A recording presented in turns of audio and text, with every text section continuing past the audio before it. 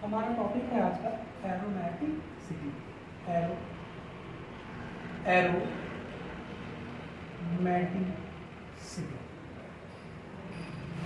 Aromaticity.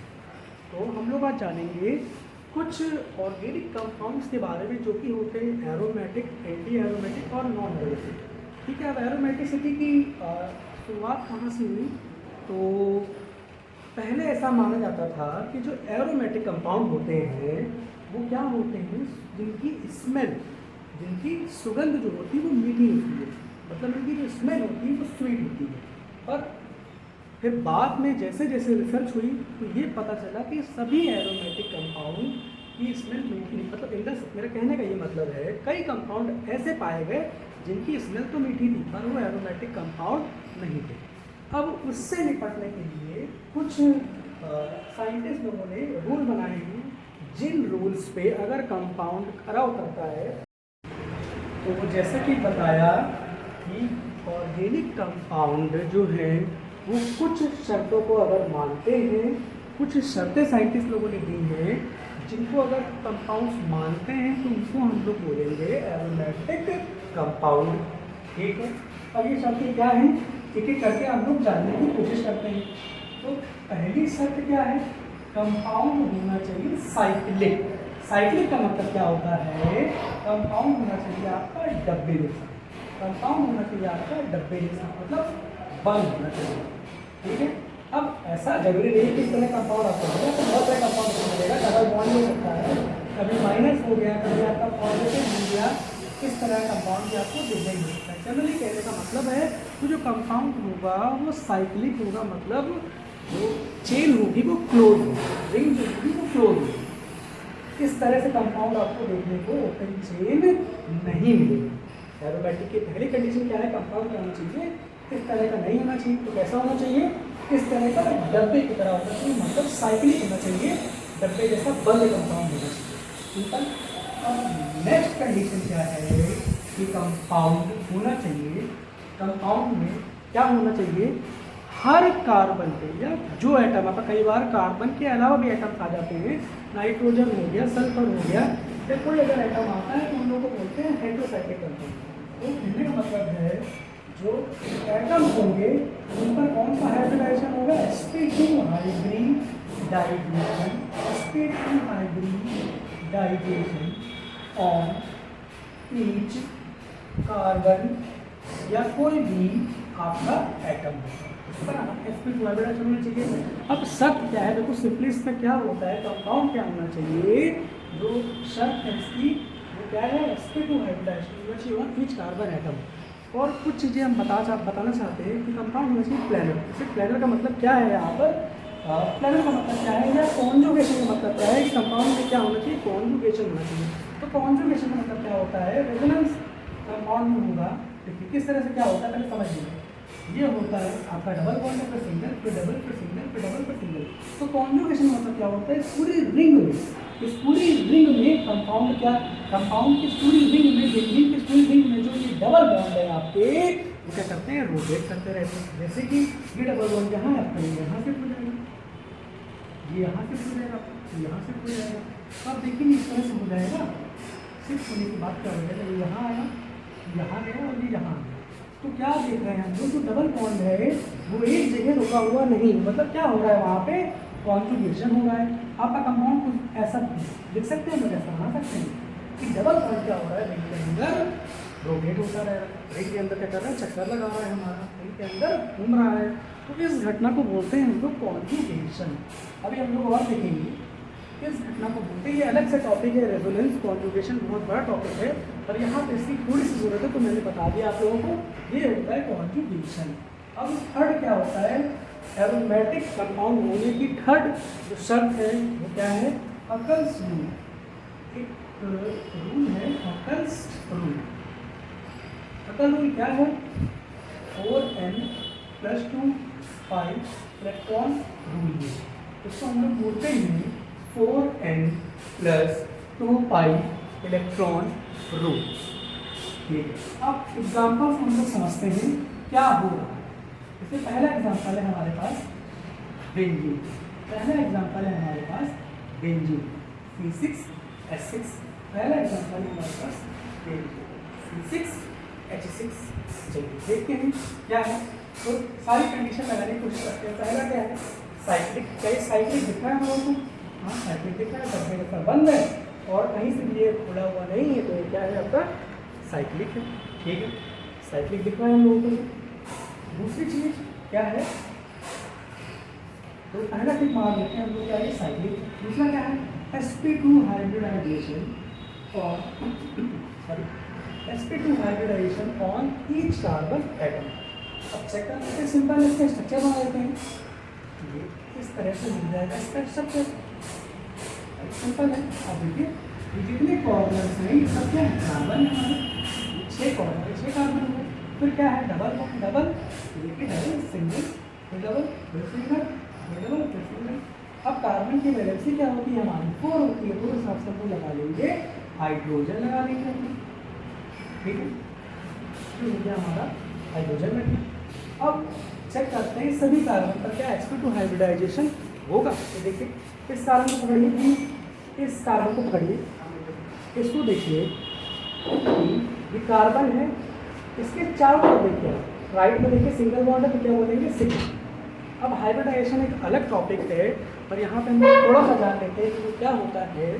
Hybridisation में सिर्फ और सिर्फ सिग्मा बॉन्ड ही पार्टिसिपेट करते हैं, पाई बॉन्ड पार्टिसिपेट नहीं करते। सिंपली इतना हम लोग थोड़ा सा, अभी बहुत बड़ा टॉपिक है पर यहाँ पे इसकी जरूरत है, तो इतना जानने की कोशिश करते हैं। तो कितने सिग्मा बॉन्ड है और सिग्मा बॉन्ड क्या होता है ये भी जान लीजिए। तो जब सिंगल बॉन्ड होगा तो होगा सिग्मा, जहाँ डबल होगा वहाँ पे भी सिग्मा होगा, पर एक सिग्मा होगा, एक पाई होगा। और जहाँ ट्रिपल बॉन्ड होगा वहाँ पे क्या होगा, बीच वाला सिग्मा ऊपर नीचे आपके पाई बॉन्ड हो जाएंगे। तो देखिए इसके चारों तरफ देखिए, इसके लेफ्ट में देखिए हाइड्रोजन है, सिंगल बॉन्ड दिख रहा है सिग्मा। इसके नीचे देखिए सिंगल बॉन्ड दिख रहा है सिग्मा। और ऊपर देखिए इधर साइड में देखिए ऊपर, यहाँ पे क्या दिख रहा है, डबल बॉन्ड दिख रहा है। तो क्या हो जाएगा, एक सिग्मा हो जाएगा और एक पाई हो जाएगा। टोटल चारों इसके बॉन्ड देखिए 4 बॉन्ड है, 4 में से क्या एक पाई है और क्या है 3 सिग्मा है आपकी। तो 3 सिग्मा है। तो हाइब्रिडाइजेशन क्या होता है, आप थोड़ा सा बताने की कोशिश करूँगा कि हाइब्रिडाइजेशन में हमेशा जो पहला डब्बा होता है, आप लोग जो देखते हैं कि पहला वाला क्या होता है, एस होता है, बाकी आपके पी होते हैं। यहाँ पर थोड़ी आपको दिक्कत आ सकती है समझने पर, कोशिश करेंगे हम लोग समझने की। तो पहला डब्बा होता है आपका एस, बाकी ये होता है एक पी, एक पी, 2 पी, 3। तो मान लीजिए अगर आपके 2 बॉन्ड है, सिंपली 2 बॉन्ड है, तो 2 बॉन्ड है तो पहला वाला बॉन्ड हमेशा क्या हो जाएगा एस और दूसरा वाला क्या हो जाएगा पी। तो हाइब्रिडाइजेशन क्या हो जाएगा, इसको हम क्या बोलेंगे एस पी। अगर मान लीजिए 3 बॉन्ड है, इस तरह से 3 बॉन्ड है, तो 3 सिग्मा बॉन्ड है अगर, तो पहला वाला हमेशा क्या मानना है आपको बेटा एस, फिर बाकी क्या हो जाएगा आपका एक पी, 2 पी। सिंपली ये तरीका कुछ और होता है हाइब्रिडाइजेशन बताने का, और यहाँ पे क्या हो जाएगा एस पी। तरीका बहुत बड़ा है इसका बताने का, यहाँ ज़रूरी है तो ये हम लोग जानने की कोशिश करते हैं। ठीक है, नेक्स्ट चलिए अपन देखते हैं यहाँ पे कितने बॉन्ड हैं, 4 बॉन्ड है टोटल। सिग्मा कितने हैं, 3 और एक पाई है। हाइब्रिडाइजेशन में कौन पार्टिसिपेट करता है, सिग्मा बॉन्ड पार्टिसिपेट करता है, पाई पार्टिसिपेट नहीं करता है। तो 3 सिग्मा है तो पहला वाला हमेशा क्या मानना है हम लोगों को एस, बाकी एक पी, 2 पी। तो हाइब्रिडाइजेशन कर देगा एस पी। आप चेक करेंगे तो सभी कारण पे हाइब्रिडाइजेशन आएगा आपका एस पी।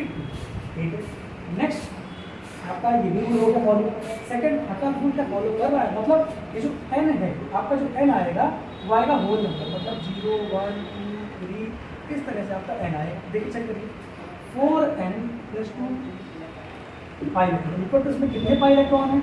अब कोई भी बॉन्ड हो, चाहे सिग्मा हो चाहे पाई, एक बॉन्ड के अंदर 2 इलेक्ट्रॉन होते हैं। तो पाई बॉन्ड चेक करिए, पाई बॉन्ड कहाँ होता है, जहाँ डबल बॉन्ड होते हैं बेटा। डबल बॉन्ड कहाँ आते हैं, यहाँ एक डबल बॉन्ड है, एक यहाँ डबल बॉन्ड है, यहाँ डबल बॉन्ड है। डबल बॉन्ड में क्या होगा, एक सिग्मा हो जाएगा तो एक पाई हो जाएगा। तो टोटल कितने पाई बॉन्ड हो गए, 3 टोटल पाई बॉन्ड है। अभी मैंने बताया एक बॉन्ड में मैक्सिमम 2 इलेक्ट्रॉन होते हैं, वो तो 3 भी हैं, 1 भी है, वो कंडीशन अलग है। पर यहाँ पे देखते हैं जनरली एक बॉन्ड में 2 इलेक्ट्रॉन होते हैं, एक पाई में 2 इलेक्ट्रॉन, यहाँ 3 पाई इलेक्ट्रॉन है, 3 पाई बॉन्ड है। तो एक बॉन्ड में 3 इलेक्ट्रॉन, तो 3 बॉन्ड में कितने 6 इलेक्ट्रॉन हो जाएंगे। तो ये हो जाएगा 6 पाई इलेक्ट्रॉन। अब ये इलेक्ट्रॉन से इलेक्ट्रॉन आपका कैंसिल, पाई से पाई कैंसिल, और ये 4n + 2 है। आप इस तरफ 2 को ले जाइए, प्लस का 2 क्या हो जाएगा, माइनस का 2, 6 बेसिकली आपका 4, और ये n क्या आ जाएगा, n की वैल्यू आ जाएगी 1, n की वैल्यू क्या आ जाएगी 1। तो ये है आपका एरोमेटिक कंपाउंड। आपका जो कोई फॉलो कर रहा है, ये हमारा कंपाउंड है, क्या लिखेंगे, ये कैसा कंपाउंड है, एरोमेटिक। ठीक है,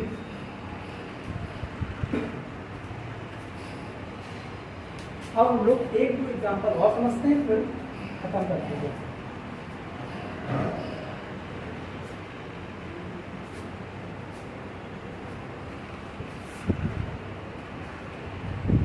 दूसरा एग्जांपल समझते हैं।